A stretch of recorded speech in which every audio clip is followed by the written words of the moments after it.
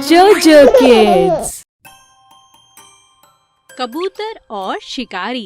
एक विशाल पेड़ पर कबूतरों का बड़ा सा परिवार रहता था। सबसे बड़े और बूढ़े कबूतर को सब दादा कबूतर कहते थे और उनकी बात भी मानते थे। उठो बच्चों, चलो दाना चुगने चलते हैं। दादा कबूतर अपने साथ सभी को लेकर दाना चुगने निकल पड़े। आज तो इतनी देर हो गई भटकते भटकते, कहीं खाने को कुछ नहीं मिल रहा। हिम्मत मत हारो, हम थोड़ी और आगे चलते हैं, जरूर कुछ ना कुछ मिल जाएगा। बहुत देर तक ढूंढने पर भी कबूतरों को भोजन नहीं मिला। पर वहीं पास में एक शिकारी ने कबूतरों के लिए बड़ा सा जाल बिछा रखा था, जिसे उसने दानों से ढक दिया था। वो देखो, कितने सारे दाने! इससे तो बहुत दिनों तक खाने का इंतजाम हो जाएगा। रुको, अचानक इतना सारा अनाज, जरूर कुछ गड़बड़ है। सावधान, यह शिकारी की चाल हो सकती है। मुझे बहुत भूख लगी है, अब मैं और नहीं उड़ सकता। मैं दाना चुगने जा रहा हूँ। दादा कबूतर को छोड़कर सभी दाना चुगने चले गए। भूख के कारण इनकी बुद्धि भ्रष्ट हो चुकी है। मुझे यहीं रहकर इनका इंतजार करना चाहिए। दादा कबूतर का शक सही निकला। वाह, मजा आ गया! कितने स्वादिष्ट दाने हैं!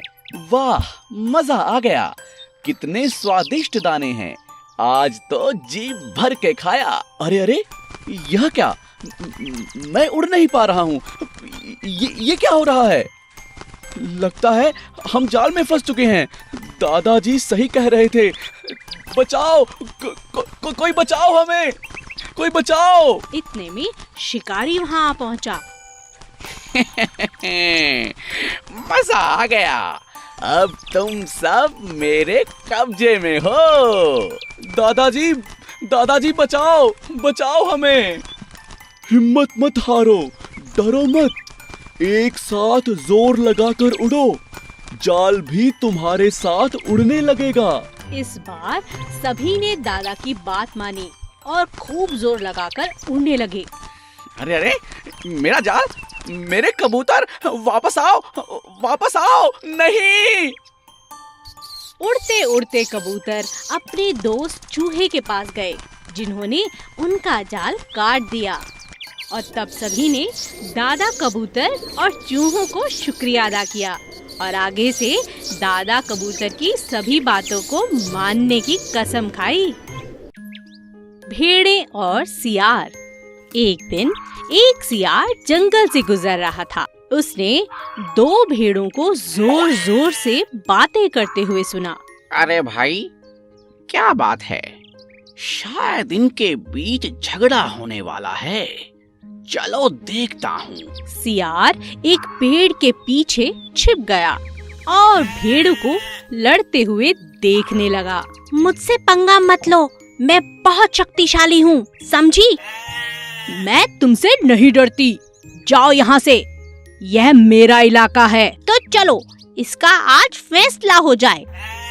ठीक है, मैं किसी से नहीं डरती, आ जाओ मैदान में। वाह, यह दोनों तो बहुत तगड़ी हैं।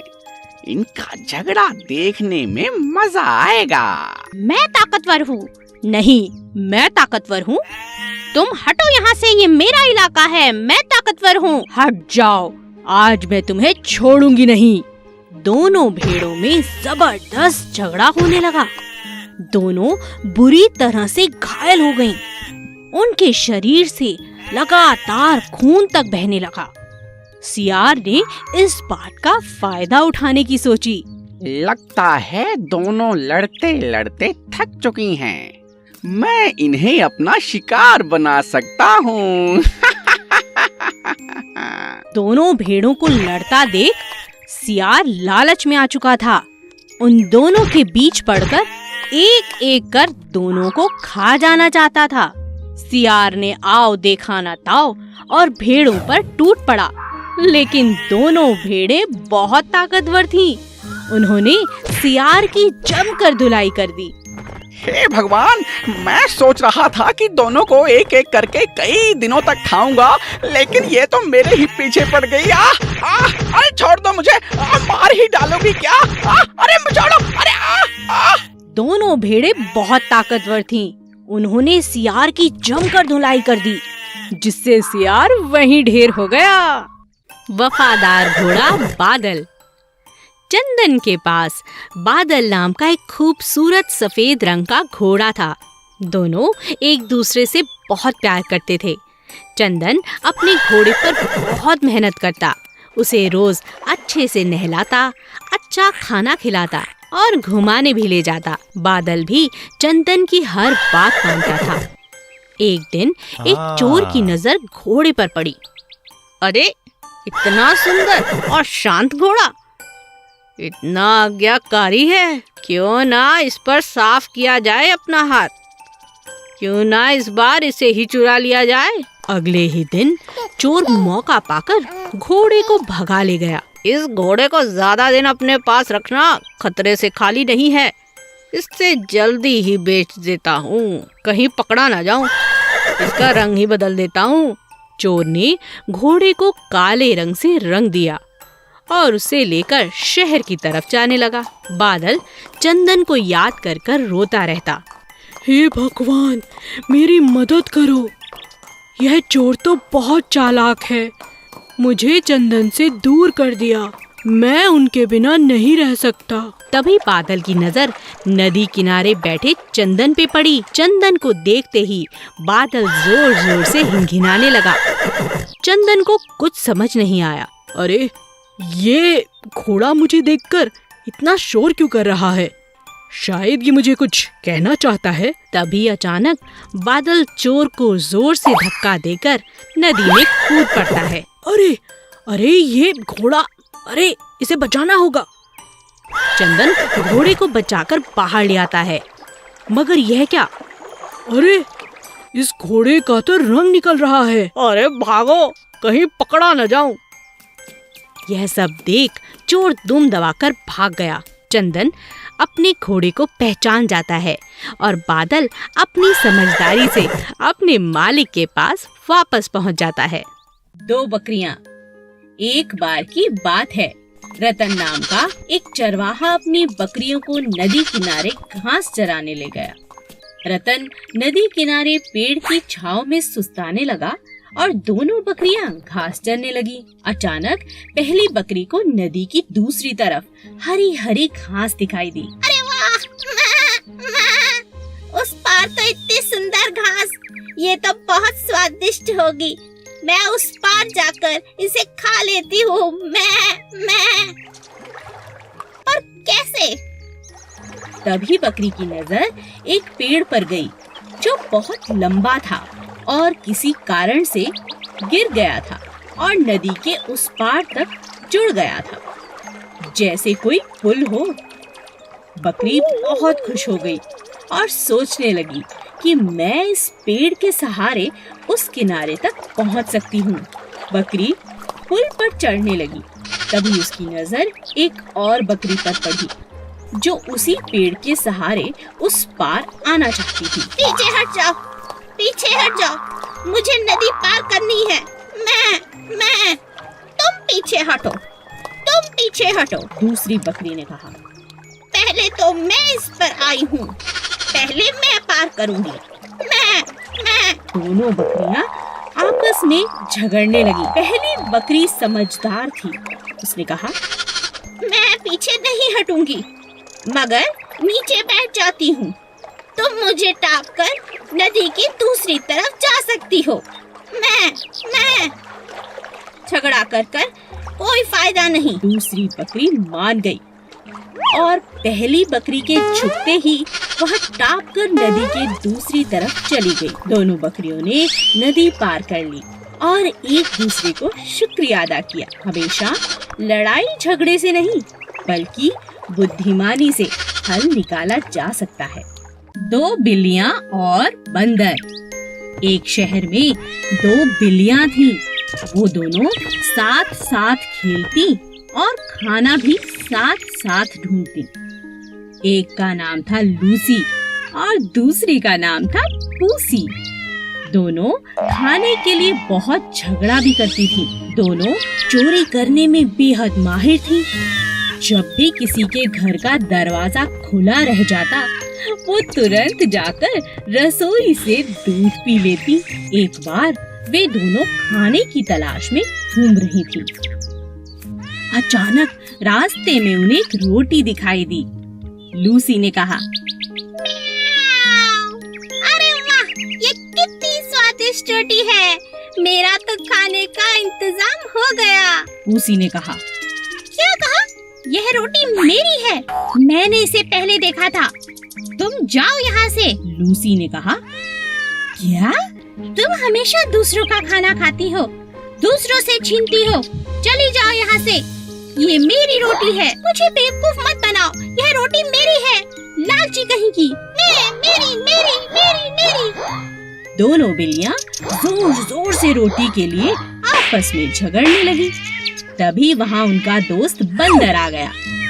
बंदर ने कहा, इतनी सी बात पे क्या झगड़ना, मैं इस रोटी को आधा कर देता हूँ, तुम दोनों उसे खा लो। हाँ बंदर, हमारी बहुत मदद हो जाएगी।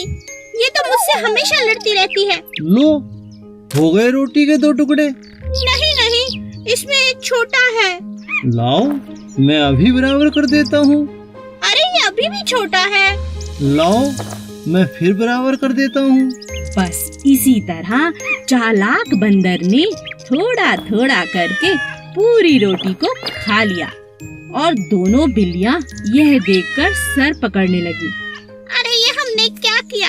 ये चालाक बंदर तो हमारी रोटी खा गया। ठीक ही कहा है किसी ने, झगड़ा करने से कुछ नहीं होगा।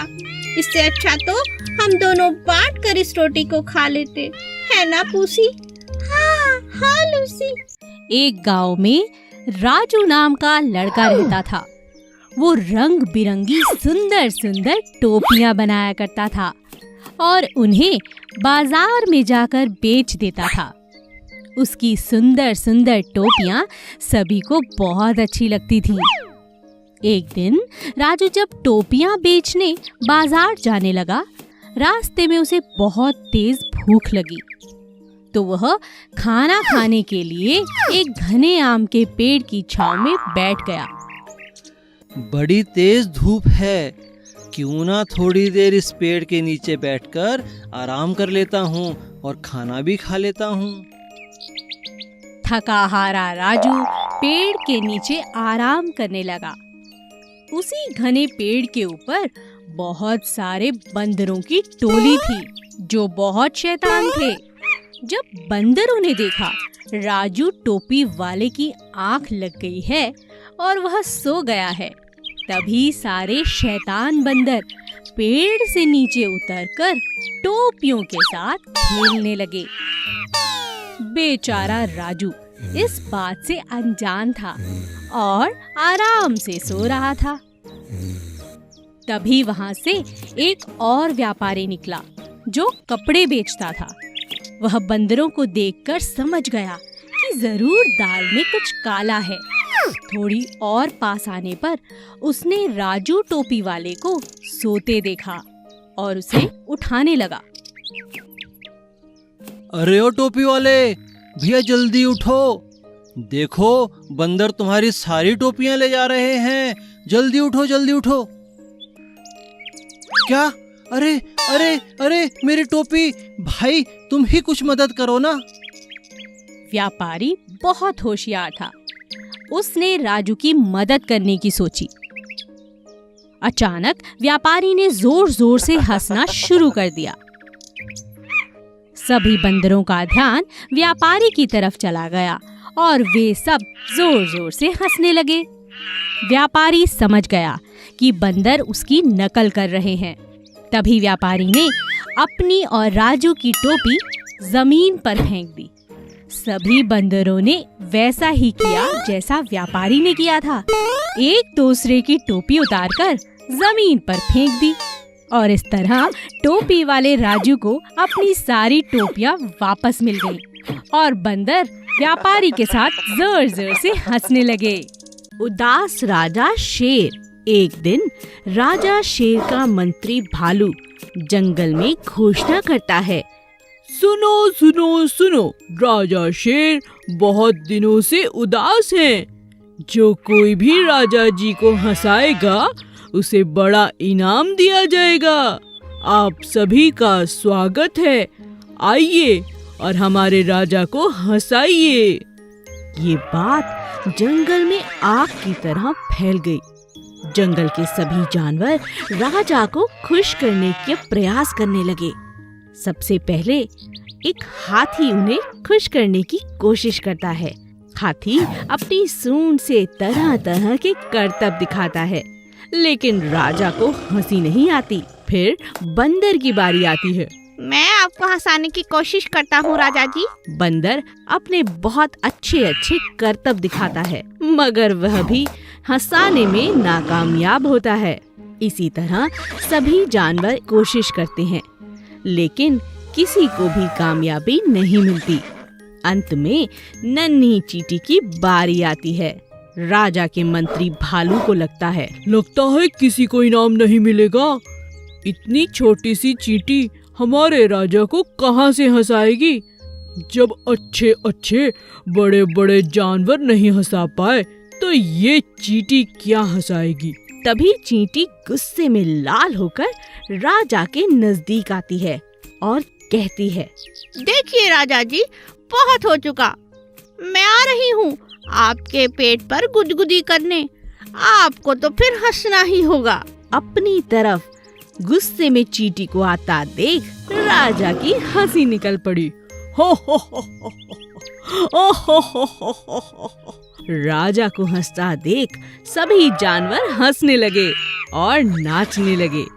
चींटी को भी राजा ने बहुत सुंदर इनाम दिया। Please subscribe.